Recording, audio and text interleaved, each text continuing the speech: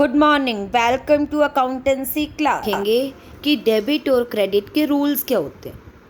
तो इससे रिलेटेड हमारे पास दो अप्रोचेज हैं, एक अमेरिकन अप्रोच या जिसे आप मॉडर्न अप्रोच कहते हो, और दूसरी है इंग्लिश अप्रोच या ट्रेडिशनल अप्रोच। इसके अकॉर्डिंग हम रूल्स कर चुके हैं डबल एंट्री सिस्टम की वीडियो में। जो ये इंग्लिश अप्रोच है या ट्रेडिशनल अप्रोच, इसे ही हम डबल एंट्री सिस्टम कहते हैं और इंडिया में इसे ही फॉलो किया जाता है, जिसके अकॉर्डिंग आपने देखा था कि रियल, नॉमिनल एंड पर्सनल तीन तरह के अकाउंट्स हमने बनाए थे। बट अमेरिकन अप्रोच क्या है? अमेरिकन अप्रोच में क्लासिफिकेशन ऑफ अकाउंट्स 5 पार्ट्स में किया गया। जैसे वहाँ 3 में किया था ना, यहाँ 5 पार्ट्स में हमने अकाउंट्स को डिस्ट्रीब्यूट किया है। First, assets account, second liabilities account, third Capitals account and fourth revenue या इनकम से रिलेटेड अकाउंट, क्योंकि रिवेन्यू हमारा इनकम ही होता है, एंड लॉसेस और एक्सपेंसेस अकाउंट। तो बहुत शॉर्ट में, सिंपल वे से मैं आपको समझा रही हूँ यहाँ पे कि जब भी कोई एसेट्स यानी कि कोई भी संपत्ति इंक्रीज हो रही है तो वो डेबिट होगी। बस आप ये याद रखोगे ना तो आपके आगे के लिए बहुत इजी हो जाएगा। जो भी एसेट्स है, एसेट्स का हमेशा हम क्या कहते हैं, डेबिट बैलेंस होता है। एसेट्स अगर इंक्रीज हो रही है तो डेबिट और डिक्रीज हो रही है तो क्रेडिट। एसेट डिक्रीज कब हो सकती है? जैसे इस पे डेप्रिसिएशन लगे या हम कोई संपत्ति सेल आउट कर दे, बेच दे। जब हम खरीद रहे हैं किसी संपत्ति को तो डेबिट, बेच रहे हैं तो क्रेडिट। इंक्रीज हो रही है जब वो, उसका किसी भी तरह से मूल्य बढ़ रहा है, इंक्रीज हो रहा है तो डेबिट, डिक्रीज हो रहा है तो credit. And liabilities are just opposite.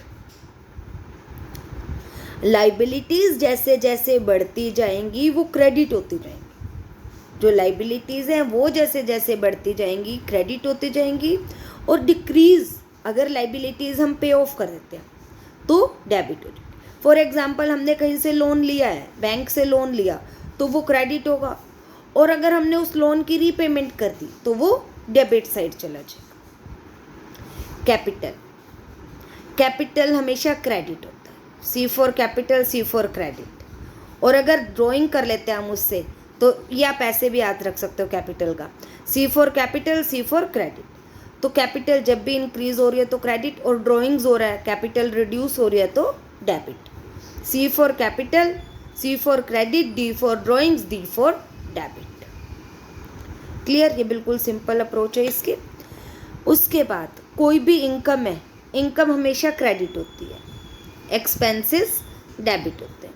तो कोई भी इनकम है जो आपकी, कोई भी रेवेन्यू है, अगर वो इंक्रीज हो रहा है तो आपका क्रेडिट, और डिक्रीज हो रहा है तो डेबिट। कोई भी रेवेन्यू है या इनकम है, इंक्रीज हो रहा है तो क्रेडिट, डिक्रीज हो रहा है तो डेबिट। और लॉसेस या एक्सपेंसेस सही अपोजिट। सभी लॉसेस अगर इंक्रीज हो रहे हैं तो डेबिट, डिक्रीज हो रहे हैं तो क्रेडिट। इंक्रीज हो रहे हैं तो डेबिट, और डिक्रीज हो रहे हैं तो ये हो जाएंगे आपके क्रेडिट। क्लियर? और इन शॉर्ट अगर आप ये अकाउंट्स की फॉर्म में और सिंपल समझना चाहते हो तो एसेट्स या एक्सपेंस, अगर आप एसेट्स का अकाउंट बना रहे हो या एक्सपेंस का अकाउंट बना रहे हो तो डेबिट में इंक्रीज, क्रेडिट में डिक्रीज। डेबिट में एसेट्स से याद है तुम्हें, और एसेट्स का अकाउंट एक्सपेंस का सेम बनेगा। डेबिट में इंक्रीज, क्रेडिट में डिक्रीज। और अगर लाइबिलिटीज, कैपिटल या इनकम का अकाउंट बना रहे हो तो डेबिट में डिक्रीज और क्रेडिट में इंक्रीज। सो सिंपल मेथड से यहाँ मैंने आपको बताया।